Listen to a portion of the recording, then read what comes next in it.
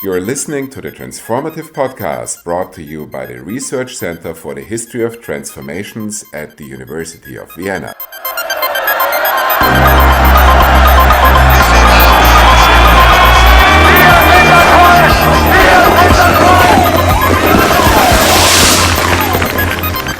Hello and welcome to the Transformative Podcast with me, Jannis Panagiotidis, the Scientific Director of RECET, the Research Center for the History of Transformations at the University of Vienna. In today's episode, I'm very excited to talk to Cecilia Bruzelius, who is a junior professor of political science at Tübingen University, the very place, incidentally, where I got my first academic degree quite a few years back.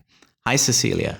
Hi, and thanks very much for the invitation. It's very nice to be here today. It is indeed a pleasure to have you here in person rather than just through Zoom, which is perhaps a hopeful sign in times of the pandemic. Cecilia works on the politics of free movement in the European Union and also in other historical contexts, comparing how different states and specifically federations deal with the various political and economic implications of the free circulation of people. We only need to look at the UK, where the unrestricted immigration of East and Southeast Europeans was one of the focus points of the Brexit campaign, or indeed at most other EU countries, which after EU enlargement in 2004 opted out of free movement for East Europeans for up to 7 years. So Cecilia, tell us, why is free movement so contentious, much more so, say, than the free circulation of goods and of money? That's an interesting question. I wonder whether it is necessarily the more contentious one of the four freedom of movements that we have in Europe. There are four fundamental freedoms. It's the freedom of people, of goods, of services and capital. And I think some would consider the free movement of capital and the inability to tax capital to be a significantly more controversial issue than free movement of people. But of course, there's something very sort of visual and easy to grasp about the free movement of people. It's easy to politicize. It's easy to talk about it in terms of discourses of us and them and deservingness, etc. And in the European context, in particular, I think that is also closely tied to the rules on freedom of movement, which is contentious. And what I mean by that is that free movement doesn't just come with the right to move, but also with a whole set of non-discrimination legislation, as it's called. So that means that not only do EU citizens have the right to move freely within the Union, they also are, under certain conditions, entitled to be treated in the same way as nationals in the country where they go. So if you're a worker, you should not be discriminated against, or you do have the same right to access benefits and services, for example. Over time, the right to free movement and also, in parts, non-discrimination has been extended from applying to workers only. So that's where free movement started, to being an entitlement of all EU citizens. So with the Maastricht Treaty of 1992, the EU citizenship was established, the status, but also the right for all EU citizens to move freely. Now, under certain conditions, EU citizens who are non-workers also have entitlements to some forms of welfare.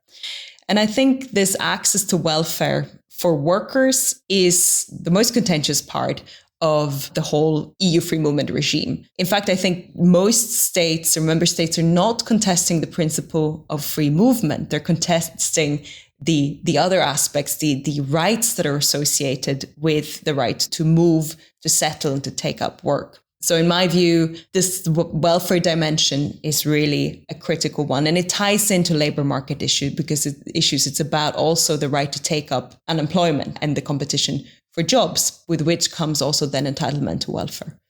So you mentioned essentially two dimensions. One is an economic dimension, a labor market dimension, and the other one is a rights and especially welfare rights related dimension. Let us start with the economic dimension. There is a widespread fear that free immigration of workers will necessarily drive down the wages in the receiving countries. Is this fear justified in your opinion? So yes, there are impacts on wages. On the whole, however, is it necessarily a sort of race to the bottom? No. What's perhaps often forgotten is there's those sort of natural, uncontrolled impact of immigration. States have choices. They, first of all, regulate migration. Now we have free movement. However, all European countries have either collectively bargained wages or legislated wages, right? And those apply pretty much to all sectors. And this is the concern that those who come from low-wage countries are willing to work for less. It's not just because wages are lower in countries where they come from, but also because of lack of access to social protection. So economically inactive EU citizens can have access to certain benefits. This is definitely not to all benefits. And one problem is that those who move as job seekers between countries in Europe have no access to social assistance and often insufficient unemployment benefits that they can access. And one consequence is that you have a low reservation wage. You're willing to take up the first possible job. And that means also jobs where you might know that you're paid less than what you should. The employer conditions are substandard. And this happens. The employers will try out to exploit people. The question is, what is done to enforce the rights that are actually legislated, that are there, and wages that have been agreed on? So states have the capacity to mitigate some of the potential negative effects of free movement through labor legislation and also through social legislation. Now, this aspect of social legislation brings us to the welfare dimension that we mentioned before. There is a widespread notion that outsiders to a community are less deserving of receiving welfare benefits than insiders. So my question is, can there ever be actual European citizenship if we don't have equal social citizenship among Europeans? What we often have in mind when we talk about citizenship is a kind of theoretical ideal. And that's typically associated with an equality of rights. So a status that comes with the same rights for those who hold the status. Social citizenship, as you said, is something that's directly tied to social rights. They are crucial for other rights that we associate with citizenship. So if you're starving because you have no job and there's also no social support, that would be a social right, you can't enjoy your political rights, say. The most crucial social rights are minimum rights. So to keep that there is a right to be supported up to a certain level, that no one should sink below a certain floor, basically. And these we associate, for example, in policy terms with forms of social assistance, benefits that you can get without necessarily having contributed already or worked, etc. From a sort of citizenship perspective, then, what's crucial is an equal right to a social minimum. I don't think we should worry about equal social rights altogether because they are always by construction and by default different. They're based on income, on status, and this has always been the case. In the European context, there's another twist to the citizenship concept, which is one of the fundamental rights, and this is according to EU law, of EU citizens is the right to free movement. And just like you couldn't enjoy your political rights if you're in dire need, it is difficult to enjoy the freedom of movement if you have no means to move and to settle in another country. So you cannot enjoy the rights that are so closely associated with citizenship, the right to move, the right to take up work in another member state, etc. So from that point of view, there really needs to be a guaranteed social minimum to talk about a European citizenship, whereas the current EU legislation guarantees a number of cross-border rights. Many people actually fall in gaps of protection and do not have a right to social minimum benefits as they move between member states. And that has to do both with EU legislation and national legislation. But the concrete implication is, for example, growing homelessness in European cities. Cities like Berlin, more than 50% of the homeless population are EU citizens because they have no entitlement to very basic social support. And I think that's not worthy of really be called a full citizenship. But in order to improve these legislations, do we need a strong European identity, which again is a very contentious concept, or could there be national solutions to this conundrum? So you're raising two questions. One is how do we achieve sort of European solutions? And the other is when might member states choose to change their legislation in a more inclusive way? I think for both of the questions, the relevant question is whether for certain forms of social policy, do we need something such as solidarity, which then is perhaps tied to this common identity? And my short answer to this is no. So if you look at how sort of historically welfare schemes, social insurances have evolved, I think it's very difficult to say that solidarity was a precondition. I think if anything, it could perhaps create solidarity. It's about insurance. It's about insuring against social risks and recognizing that we have mutual vulnerabilities. And also historically, one reason for having social programs have been to mitigate the effects of a capitalist market, the social effects, but also saving then the capitalist market from its own limitations. But also it has been used for state building purposes, for creating loyalties. And in the same way, I think you could create a sense of identity by having something like European social policies. Let me ask you one final question. In your latest research, you emphasized that research on free movement generally focuses perhaps too much on countries of immigration, like Germany and Britain, and not enough on countries of emigration, mainly in Eastern and Southeastern Europe.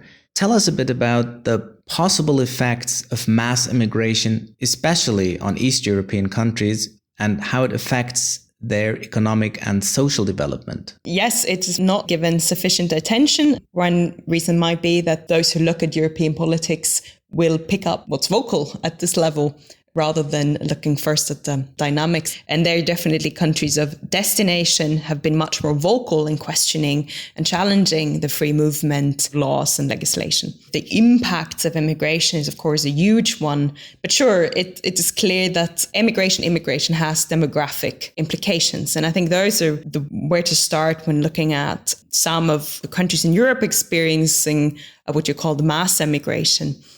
The first thing perhaps to say about that is that we should be very careful not to talk about countries here in terms of blocks, because there's a huge difference between member states that experience free movement primarily as emigration as opposed to immigration. But there are, of course, also economic opportunities.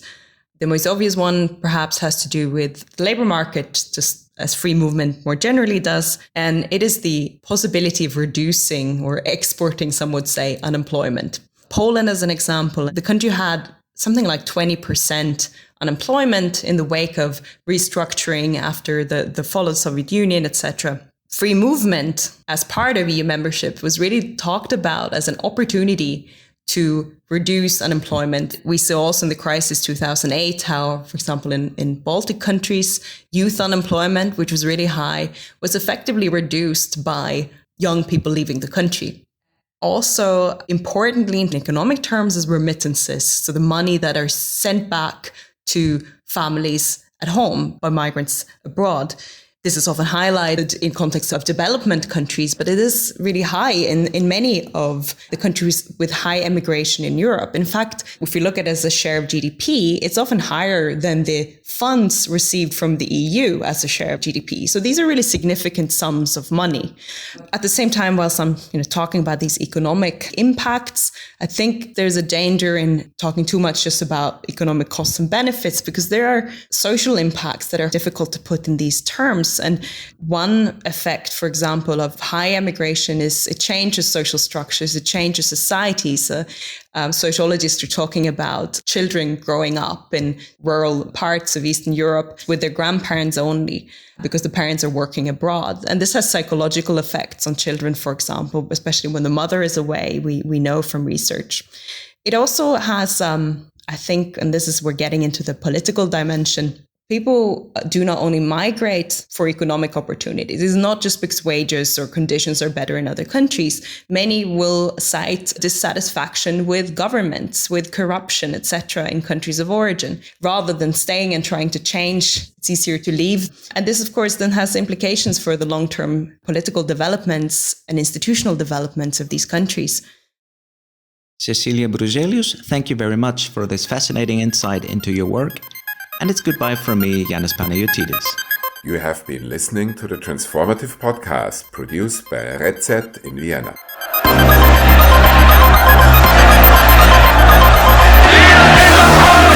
Wir sind das Volk!